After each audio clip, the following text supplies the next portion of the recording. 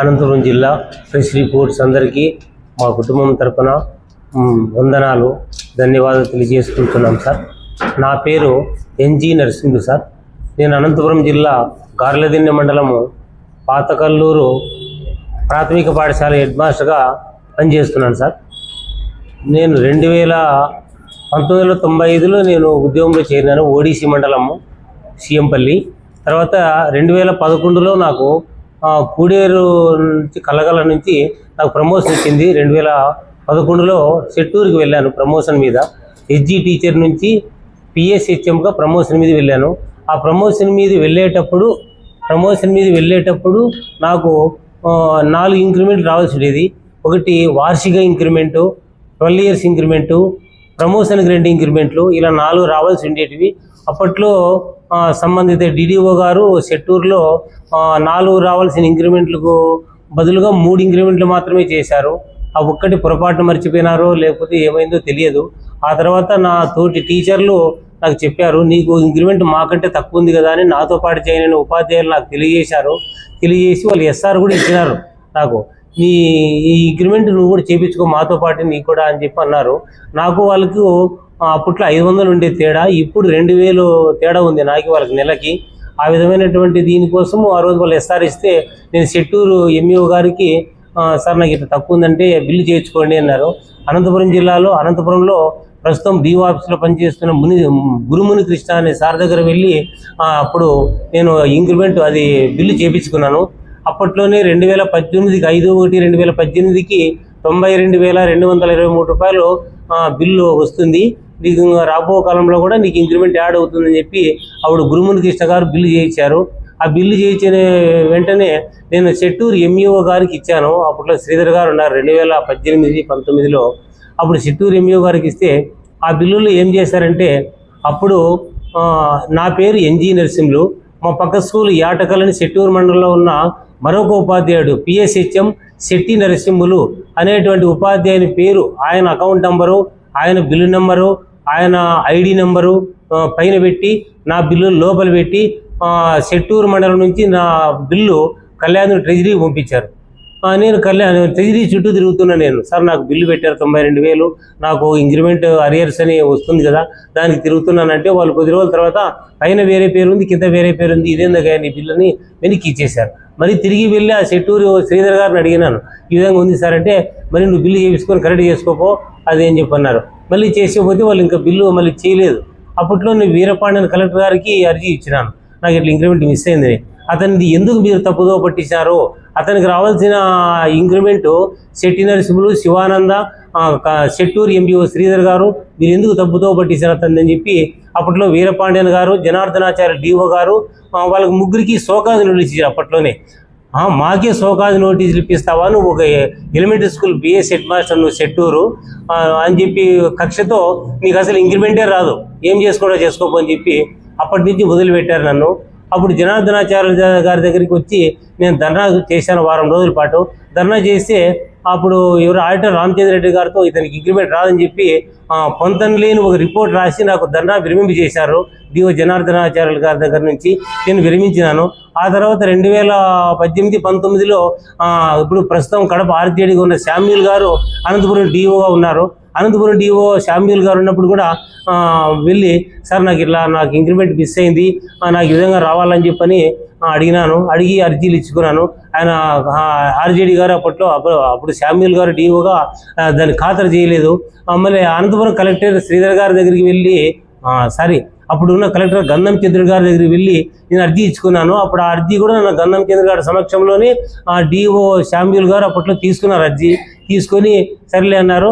అప్పటి నుంచి ఎన్ని అర్జీలు రాసి ఎన్ని చేసినా కూడా ఆయన పట్టించుకోలేదు. నేను అప్పుడు 10 రోజుల పాటు అనంతపురం జిల్లాలో కమలానగర్లో పాత డిఓ ఆఫీస్ ముందు శామ్యూల్ గారి డిఓ వారి ముందు 10 రోజుల పాటు ధర్నా కూడా చేస్తే 10 రోజుల పాటు ధర్నా చేసి విరమించవా నువ్వు అన్నాడు. నాకు న్యాయం జరిగేంత వరకు నేను విరమించేస్తానని చెప్పి 10 రోజుల పాటు నిరవధికంగా ధర్నా చేసినాను. ధర్నా చేస్తే అప్పట్లో కూడా DSP 1 town C Pratap Reddy గారికి న్యూసెన్స్ కేసు కూడా పెట్టారు నా పైన. అయినా నేను విరమించలేదు, నాకు న్యాయం జరగాలని. MU1 MU1 తారా చంద్రనాయక్ గారు, MU2 వెంకటరమణ నాయక్ గారు, రాప్తాడ్ MU మల్లికార్జున గారు, తర్వాత DO ప్రసాద్ బాబు గారు, తర్వాత గార్దిన్ SI గారు మమ్మల్ని వేధింపులకు గురి చేస్తున్నారు.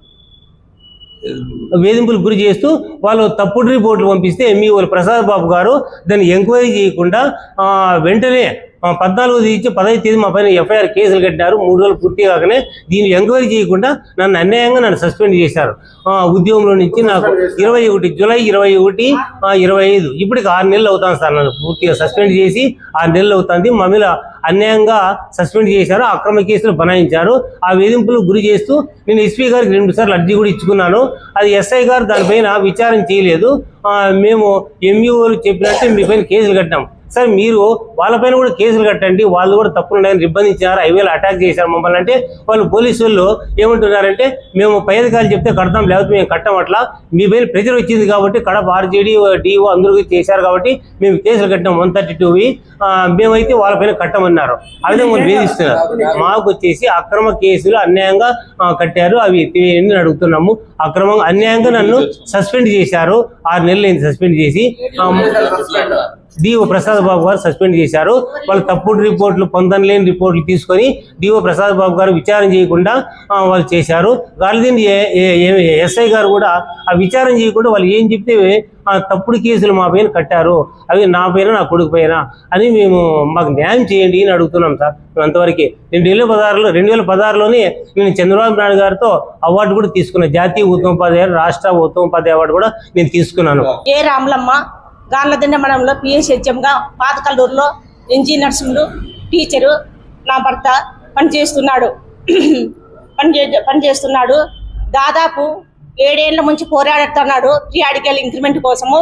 కానీ ఎవరు ఇవ్వడం లేదు. అడాను అడిగినప్పుడల్లా సస్పెండ్ చేస్తున్నారు మా ఆయన్ని. అడాను మళ్ళీ ఇప్పుడు కూడా జూన్లో హైకోర్టు నుంచి నోటీసులు వచ్చినాయి. నోటీసులు వచ్చినప్పటి నుంచి జూన్ 12వ తేదీ బడివాకులు తెరిస్తే అప్పటి నుంచి రోజు మా ఆయన లేచి కూర్చుండేది, అర్ధరాత్రి కాడ ఏడ్చుకుంటా కూర్చుండేది. అడాను ఏదో పోతే పొన్నులే, ఏజ్ అయిపోయింది కదా, 61 సంవత్సరం కదా, మామూలులే, షుగర్ BP అని నేనేం పట్టించుకోవడం లేదు. అడాను జులై నుంచి ఇంకా ఎక్కువ ఏడుస్తూ ఉన్నాడు. ఓ రోజు నేను అడిగినాను, జులై 8వ తేదీ అడిగినాను, ఎందుకు అట్లా బాధపడుతున్నావు అంటే నాకు హైకోర్టు నుంచి నోటీసులు వచ్చినాయి, MU1 MU2 అడను నన్ను వేధిస్తున్నారు, కత్తితో పొడుచుకొని సావు, దేని కిందన్నా పడి సావు అని నన్ను వేధిస్తున్నారు, వాళ్ళ బాధలకు నేను తట్టుకోలేకపోతున్నాను అని చెప్పినాడు. చెప్తే సర్లే అని చెప్పేసి నువ్వు చచ్చిపోయినావనుకో ఎట్లా తెలుస్తుంది, నువ్వు అన్యాయమే చేసినావన్నారు, నువ్వు బతికి ఏదైనా కానీ సాధించాలా, సస్తే ఏమవుతుంది అని నేను మా ఆయనకు ధైర్యంగా చెప్పినాను. సర్లే అని చెప్పేసి టెన్షన్గా ఉన్నాడు. ఎందుకు అంత టెన్షన్గా అంటే 31 రికార్డులు ఇవ్వాలంట అన్నాడు. మా ఆయనకు బండి రాదు. సర్లే అని చెప్పేసి మా పెద్ద పిల్లోడు 2 పిల్లలను పండేసుకొని ఉన్నాడు. పద్దన్యంగా అప్పటికి లేదు. లేస్తానే నాయనకు పోయిరాపో స్కూల్ దగ్గరికి, బండి రాదు కదా, ఏదో రికార్డులు అప్పగించాలంట అని చెప్పినాడు. సర్లే అని చెప్తా అంటే మా ఆయనను నా కొడుకు పోతా అంటే MU1 MU2 గాలదిన్నెలో మధ్యలో టార్గెట్ చేసినారు. నీ కథ ఏమో చూస్తాం అట్లా ఇట్లాంటి బెదిరిస్తే మా ఆయన ఉంటుకొని వద్దు పదరా స్కూల్లో మాట్లాడతాము, ఇట్లా మధ్యలో మాట్లాడకూడదు, వాళ్ళు చాలా కోపంగా ఉన్నారు, మళ్ళీ మనం లేదన్న ఒకటి చేస్తే ఎట్లా అని చెప్పినారు. అని చెప్తే మళ్ళీ అన్ని చెప్పేసి చూసి ఏదో నరసింహయ్య వారు రౌడీని తోలుకొని వచ్చినారు చూడు అని అన్నారు. అంటానే మా అబ్బాయి ఆ బాధ తట్టుకోలేక కొడుకుని తెలుసు మా ఆయన బండిలోనే చెప్పినాడు, నా కొడుకు నేను సార్ పోతున్నాము అని చెప్పినారు. అని చెప్తారు. అయినా కూడా రెచ్చగొట్టినారు. మా కొడుకు పొరపాటు వల్ల సెల్లులు పగలగొట్టినాడు. ఆ పొరపాటు అయిపోయింది. సర్లే అని చెప్పేసి మళ్ళీ 2 గంటల సేపు మా ఆయనకు వయసు అయిపోయింది. 2 గంటల సేపు నా కొడుకును మా ఆయన్ను నిర్బంధించేసి గ్రామ ప్రజలంతా సార్ చాలా మంచోడు సార్, ఆ సార్ ఎడాను సిల్లులు కట్టిస్తారులేండి, ఎందుకు గలాటలు రగళ్ళు రాజ్యంద్రాలు, అంతా ఐకమత్యంగా ఉండాలి, ఒకరు మగాలు ఒకరు చూసుకుంటే పని, మాకు 2 ఏళ్ళు అయింది పాతకల్లూరుకి వచ్చి, ఎటువంటి ఇబ్బంది పెట్టడం లేదు సార్, చాలా మంచి వ్యక్తి సార్, అట్లా వద్దులే సార్ అని చెప్పినారు. పాన్మాటి కోసము నేను తీసుకెళ్తున్నాను అని చెప్పినాడు అని నడిపించుకొని పోయినారు మా కొడుకును మా ఆయన ఎడాను. పోతానే అని చెప్పేసి కేసు ఫైల్ చేసినారు సార్.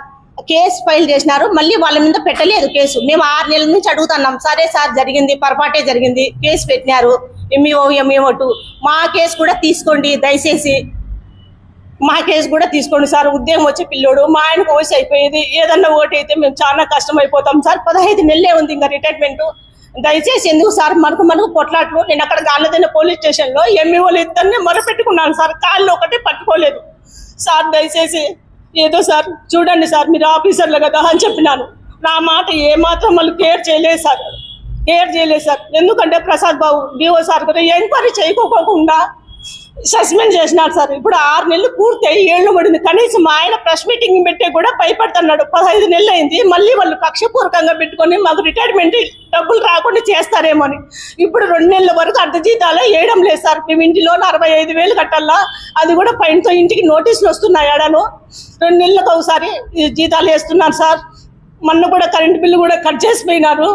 ఇంకా ఎందుకంటే సంసారం తింటామో ఉంటామో తెలియదు సార్. సంసారం అనేది ఎవరు చెప్పరు, ఏ ఆడపిల్ల చెప్పరు సార్. దయచేసి మాకు ఎవరి మీద డిఓ మీద కానీ ఎంఈఓల మీద కానీ పై విద్యాశాఖ వారి మీద ఎవరి మీద మాకు ఎటువంటి కోపం లేదు సార్. ఈ ప్రభుత్వం అధికారుల మీద కానీ ఎవరి మీద మాకు కోపం లేదు సార్.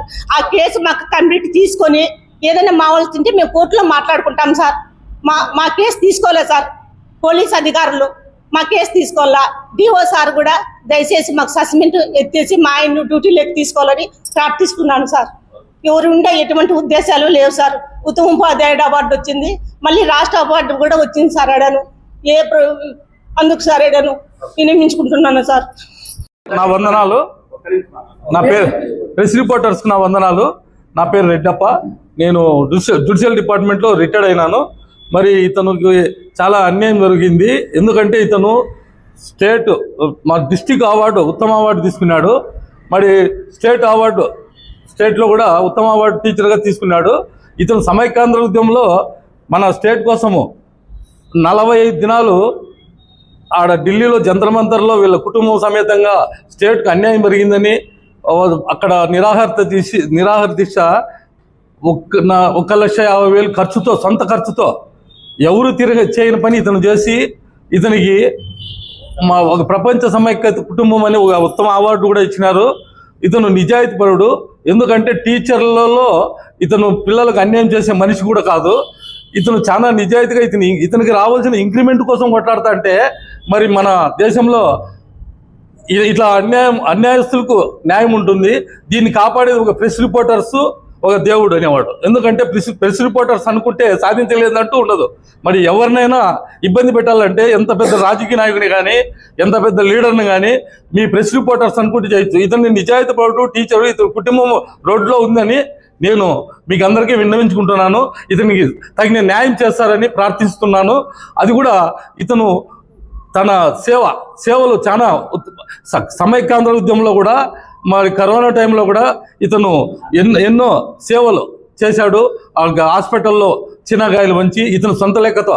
కాబట్టి ఇతను అన్యాయస్తుడు కాదు. ఇతను రావాల్సిన ఇంక్రిమెంట్ ఎవరిది కాదు, మరి డిఓది కాదు, ఎంఈఓది కాదు, టీచర్లది కాదు.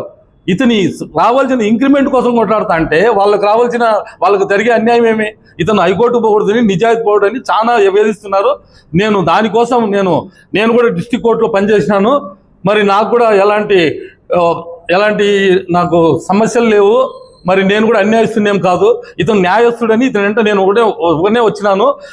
మొత్తం మన స్టేట్ జిల్లాలో 15,000 మంది టీచర్లు ఉన్నారు. 50 సంఘాలు ఉన్నాయి. మరి ఎవరు ఇతనికి రారు. ఎందుకంటే ఇతను శాడిస్ట్ అంటారు. నిజాయితీగా కొట్టాడు ప్రతి ఒక్కడు శాడిస్ట్ అవుతాడు. ఇతని దగ్గర డబ్బు లేదు, హోదా లేదు, న్యాయం ఒకటి ఉంది. అందుకు ఇతని తరఫున నేను వచ్చినాను. మీ అందరికీ నా వందనాలు. ఇతనికి న్యాయం చేయాలని మీ అందరికీ ప్రార్థిస్తున్నాను.